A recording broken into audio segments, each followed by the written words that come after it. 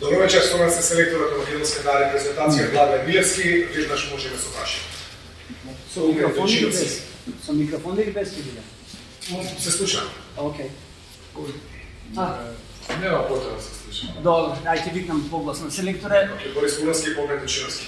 Океј, селекторе, вечерва малку разочарани што примивме гол во последните секунди, но секако мора да сте задоволни од партијата која што беше пружена, зрелоста пред на играчите да ја дочекаат шансата и Милевски да ја реализира. Еден бод, но и тој еден бод се важи, бидејќи се уште има многу надпревари кои ќе бидат одиграни во оваа група. Пред се честити за нашите фудбалери за се тоа што го покажа.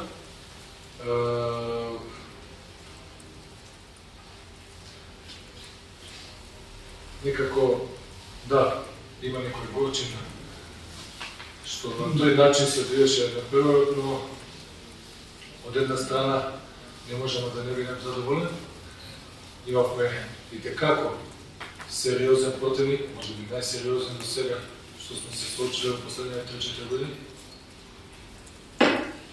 Се работи за играчи, грото се, Премиер лигата и Франција, Правата лига. Како тим, видевте самите дека сериозни, агресивни, на највисоко можно ниво, но од друга страна, нашите фудбалери покажаат дека од собир во собир напредуваат, од напред во напред напредуваат и мислам дека уште тој некој си фактор плюс ни фали за да бидеме над топ репрезентации како што е Грац. Мислам, а тие последни 10 секунди, не знам се дали помня времето или не, да дойде на тревата, тоа не е битно, мораме да останеме фокусирани додека не се означи крајот.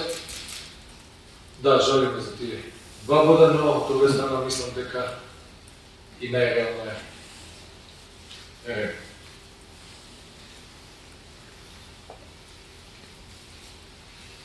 Поглед Точиновски. Селекторе, за верувам за сите наступи ова многу тешко. Дали е за вас ова најтешкиот момент како селектор? Од една страна, може би да, што примивме гол во последните секунди, но од друга страна, мислам дека нема ни малку простор за разочарување, затоа што Македонија покажа, без разлика кој настапи денеска, дека може да биде рамо уз рамо со најдобрите во Европа. А мислам дека Велс е една од топ, може би, 11 репрезентации во Европа. Никола Кировски или Павлак Кировски. Селекторе, некако сите се сложивме дека може би 0-0 ќе беше по-реално и некако помалку удобно на крајот. Тоа е 1-1 се израдувавме пред време, па на крајот. Дали и фудбалерите се израдуваат премногу пред време? Не би рекол, но и начин на кој што го правивме гол премногу сплет на околности униза некои грешки кои се случуваат во фудбалот, но има и такви моменти. Значи можете да останете фокусирани до крајот. Не верувам дека момците од еуфоричност направија грешки, но пак е повторно. Такви моменти се случуваат во фудбалот, нас не се случи вечерва за жал, но тој е натака. Треба да мислам дека треба да сме сите горди, сите што беа на стадионот, да се заблагодараме на посетата, на подршката што ни ја даваат или што ни ја имавме денеска и мислам дека им вративме на најдобар можен начин. Посебно фудбалерите со својот однос, со својата игра, со својата тактичка дисциплинираност, но, за жал, не заврши нели со посекувањето резултат, многу го кажавте, да останеше 0-0, сите ќе беа нели задоволни, вака останува вручењето за на начин кој што ќе загубите добро. Селекторе, два различни меча, 4 года, 3 со аутсайдерот, год со фаворитот Белс. Задоволни ли сте од ефектот во однос на годовното салдо и од што сте задоволен, а од што не задоволен од играта, што треба да поправиме по првите два меча во мундијалскиот циклус? Кога се земат сите околности што не пропратни, што беа присутни околу нас од самиот почеток на овој собир, не можам да не видам презадоволен од односот, од реакцијата на фудбалерите и од карактерот нивни како личности и како фудбалери на терен.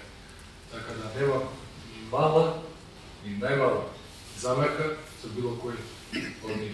Пак ќе повторам, не бих сакал никогаш да ни се повторат вакви работи и во вакви околности да живееме. А камо да се припребаме за некој сериозен предизвик како што се квалификацијски направи заедно со светско првенство. Така да, честит Штинашка и немам никаква, ама баш никаква замерка, што се однесува до годовното салдо, нели? 4 бода, мислам дека да ни ги понудеше некој пред,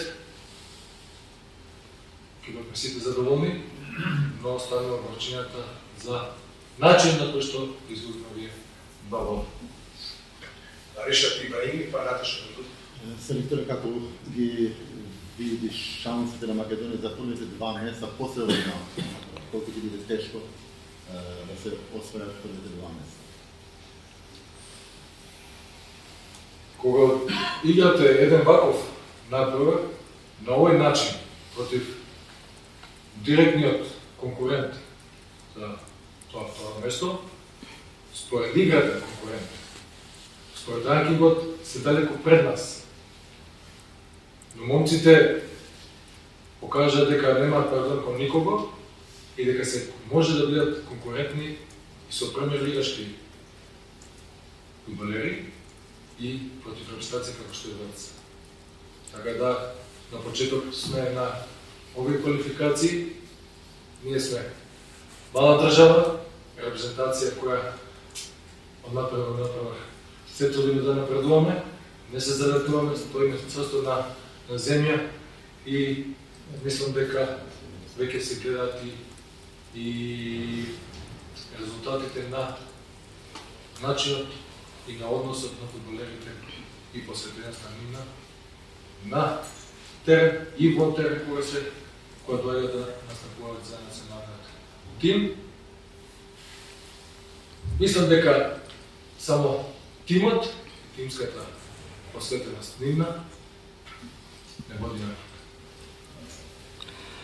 Селекторе, честитки за прикажаната игра на вистина. Дали Столе Димитриевски е нешто сериозно повреден на ова што се жалеше за време на надпреварот или е се во ред со него?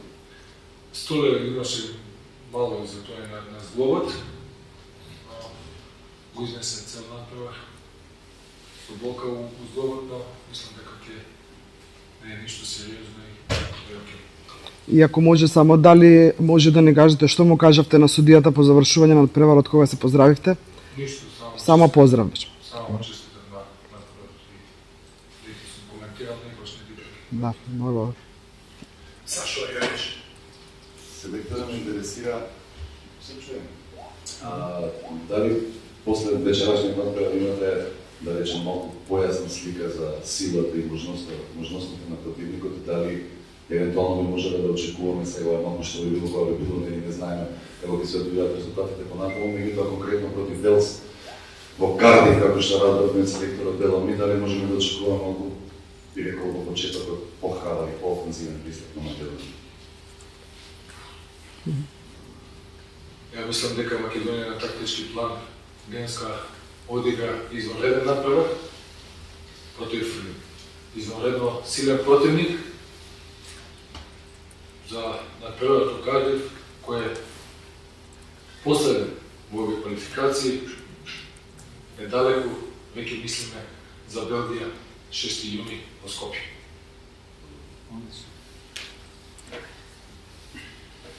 Ви благодарам на присуството.